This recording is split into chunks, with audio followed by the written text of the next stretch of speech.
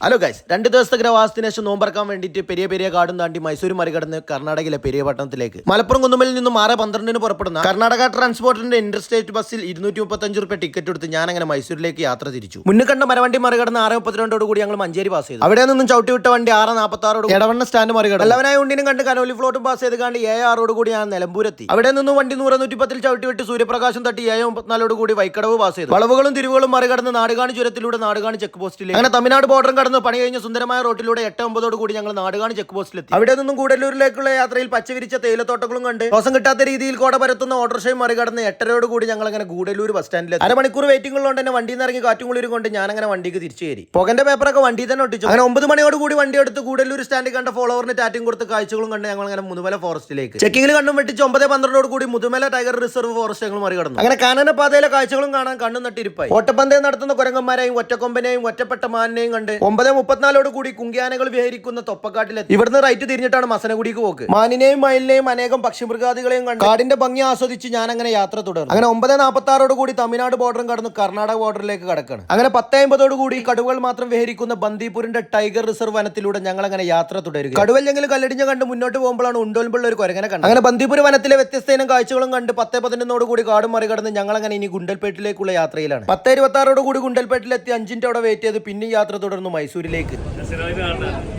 നമ്മളെ തിരിച്ചറിഞ്ഞോടുകൂടി നമ്മളെ മനസ്സിൽ 1000 പൂക്കളാണ് വിടർന്നു. അഗാധമായ ബ്ലോക്കും നന്മയുള്ള ലോകം കണ്ട് 11:46 കൂടി നമ്മൾ മൈസൂർ ബസ് സ്റ്റാൻഡിൽ അവിടെ ഡൊണേഷനും കൊടുത്ത് തിരിച്ച് വണ്ടി കയറാൻ നേരത്തെ നമ്മൾ വന്ന വണ്ടി കാണാൻ മലപ്പുറം ടു മടിക്കേരി വരെ പോണ വണ്ടിയാണ്. അതിന്റെ അടിയിലാണ് പെരിയപട്ടണം വരുന്നത്. ആ വണ്ടി കയറിയാൽ നമുക്ക് അവിടെ ഇറങ്ങാൻ പറ്റുള്ളൂ. 11:58 കൂടി വന്ന വണ്ടിയിലും കയറി മൈസൂർ പാലസിന്റെ മുന്നിലൂടെ ഞാൻ അങ്ങനെ പെരിയപട്ടണത്തിലേക്ക് ചുട്ടുപൊള്ളുന്ന വെയിൽ കാരണം കാഴ്ചകളും കണ്ട് ഞാൻ ചെറുതായിട്ടൊന്ന് മയങ്ങി. ഉൻസുരെത്തി ഏട്ടനെ വിളിക്കുമ്പോൾ 1:10. അങ്ങനെ അവിടുന്ന് വണ്ടി എടുത്ത് വൈക്കോലുണ്ട് മറികടന്ന് പെരിയപട്ടണം ബസ് സ്റ്റാൻഡിൽ എത്തുമ്പോൾ സമയം 1:50. വേഗം തൂക്കി ബാലുസാറിന് ഷേക്കാനും കൊടുത്ത് യാത്ര പറഞ്ഞ് ഞാൻ വണ്ടിയിൽ നിന്ന് ഇറങ്ങി. ഉച്ചയിലടിച്ചാകാതമായ വേലിന്റെ പ്രസരിപ്പ് കാരണം തലമിന്നാതെ ഞാൻ കൂർഗ് പാർട്ടൂൾസിലെത്തി. നിറപുഞ്ചിരിയോട് കൂടി നമ്മളെ സ്വീകരിച്ച് നമ്മളെ ക്ഷീണിച്ചിക്കണ കുഞ്ഞുമോന് ഷെയ്ക്കാന്റെ കൊടുത്തു. അവന്റെ ഒപ്പം നേരെ റൂം ബാഗും വെച്ച് ഹനുമാന്റെ ഗത എടുത്ത് അവിടുന്ന് നീരാ വെള്ളം കൽക്കാനുള്ള കുറച്ച് സാധനങ്ങളും വാങ്ങി നേരെ കടിക്ക്. അവിടുന്ന് ആരിസ്കാന്റെ ഒപ്പം പെരിയപട്ടണത്തിന്റെ മാർക്കറ്റിലേക്ക് ഒരിക്കടികളും ഫ്രൂട്ട്സും കീസർച്ച് സാധനങ്ങളും വാങ്ങി മാർക്കറ്റിലെ കാഴ്ചകളും കണ്ട് നേരെ റൂം വിഭവങ്ങൾ റെഡിയാക്കി കാത്തിരുന്ന പുസ്തകം ബാങ്കണം കൊടുത്തു. പിന്നെ നോമ്പാണ് പറഞ്ഞു ബത്തക്ക പപ്പായ മുന്തിരി ആപ്പിള് ബർഗർ സമൂസ പയമ്പരി പിന്നെ കുഞ്ഞുമോണ്ടാക്കിയ നല്ല മുഹബത്ത് കാ സർവത്ത് നമ്മളെ കണ്ണൂരിൽ ആരിസ്ക ഉണ്ടാക്കിയ കണ്ണൂർ കോക്ടൈല് അടിപൊളി സാധനം. അങ്ങനെ വിശാലമായ നോമ്പ് തുറക്കേശം കടടക്കാൻ സഹായിച്ച ആരിസ്കാന്റെ പുതിയാപ്പിള ചെരുപ്പ് അങ്ങ് അഡിഡാസിന്റെ ഷോറൂമിൽ അവിടുന്ന് ചെരുപ്പും തീരെ പോകല്ലാത്ത ഹോട്ടലിൽ കയറി പൊറാട്ടയും വാങ്ങി നേരെ